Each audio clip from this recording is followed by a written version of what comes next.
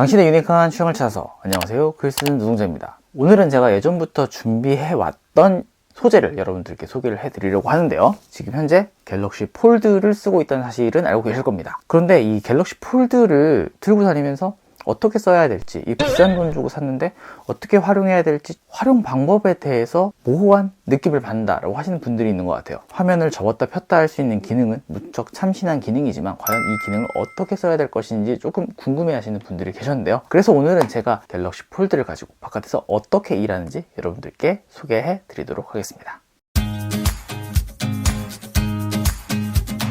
자, 가장 먼저 준비물이 필요합니다. 이것은 제가 들고 다니는 파우치입니다. 파우치의 내용을 바로 살펴보도록 하겠습니다. 이거는 제가 한번 영상으로 소개를 해드렸죠.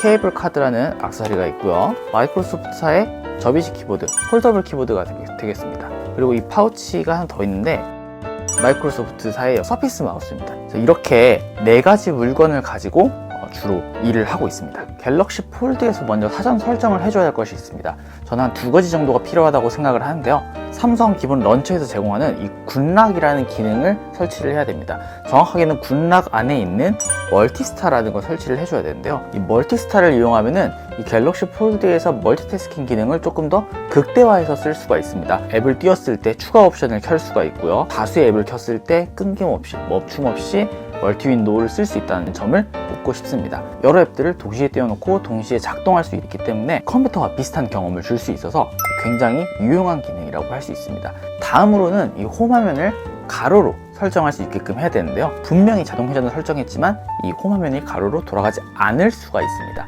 이것은 옵션을 활성화해 줘야 되는데요. 상단바를 내려서 설정 패널을 열어준 다음에 여기서 자동 회전을 설정을 해줘야 됩니다. 그런데 이때 자동 회전 아이콘을 누르시면 안 되고 자동 회전 혹은 세로라고 쓰여있는 이 글자를 눌러줘야 되는데요. 글자를 눌러주게 되면 이렇게 서브 옵션이 뜨는 것을 확인할 수가 있어요. 가로 모드로 회전이라는 탭이 있는데 여기서 홈 화면이 활성화가 되어 있는지를 꼭 확인해 주셔야 됩니다.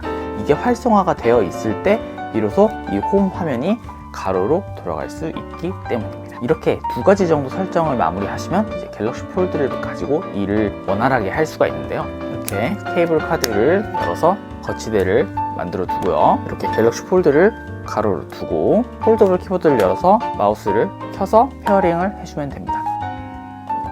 갤럭시 폴드로 일을 했을 때 몇 가지 장점을 꼽을 수가 있습니다. 첫 번째는 이렇게 다양한 앱을 동시에 실행할 수 있다는 점인데요. 인스타그램도 띄워놓고 인터넷도 띄워놓고 그 다음에 동시에 여러 가지 작업을 전환하면서 할 수 있다는 장점이 있습니다. 이것들을 그냥 화면 위에 띄워놓을 수 있기 때문에 뭔가를 참조를 하면서 다른 일을 하기에 굉장히 편리하다는 이점이 있어요. 이게 아이패드에서는 스플릿 뷰, 그리고 최근에는 조금 달라져 자유도 자체가 안드로이드가 굉장히 자유롭기 때문에 특히 갤럭시 폴드에서 멀티스타로 멀티 윈도우를 활성화한 상태에서의 자유도는 다른 어떤 모바일 기기보다도 뛰어난 자유도를 갖추고 있기 때문에 이렇게 생산성 있는 일을 할 때 상당히 유용하게 쓸 수가 있습니다. 그리고 2번째는 마우스를 아주 적극적으로 지원한다는 점인데요. 물론 패드 OS가 독립하면서 마우스를 쓸 수는 있게 됐습니다. 마우스의 사용이 일반적인 사용이라고 전제를 하고 있진 않은데요. 안드로이드에서는 아주 일반 PC와 같이 마우스 커서를 그대로 지원함으로써 이거는 일반적인 안드로이드 사용법이다. 그래서 저는 이렇게 갤럭시 폴드를 가지고 어떤 일을 하느냐 하면요. 지금 보시다시피 윈도우 창을 띄워놓고요. 그 다음에 글의 초고를 띄워놓은 상태에서 자료를 그때그때 검색을 하면서 글의 초고를 작성하고 있습니다. SNS를 띄워놔서 간단하게 인터랙션도 할 수 있겠고요.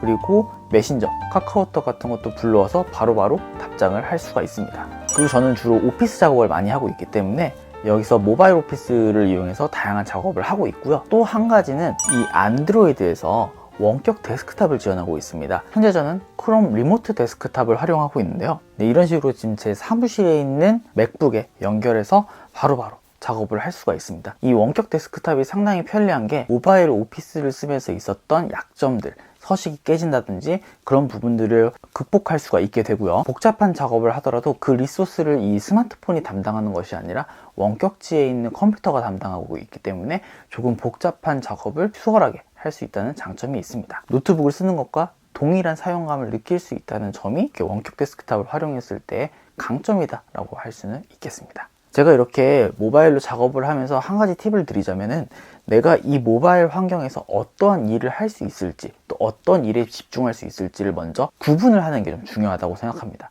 저 또한 끊임없이 이 업무의 흐름을 만들어가는 과정이기 때문에, 또 쓰시는 분들께서 소개를 해주신다면 저도 많은 것을 배울 수 있지 않을까, 그렇게 생각을 합니다. 그럼 간단하게 갤럭시 폴드를 가지고 일하는 방법에 대해서 소개를 해드렸습니다. 그럼 지금까지 글 쓰는 노동자였습니다. 영상을 재밌게 보셨다면 좋아요와 구독 부탁드립니다. 여러분들의 좋아요와 구독이 제가 다양한 아이템을 발견하고 재밌는 영상을 만드는 많은 동기부여가 됩니다. 감사합니다.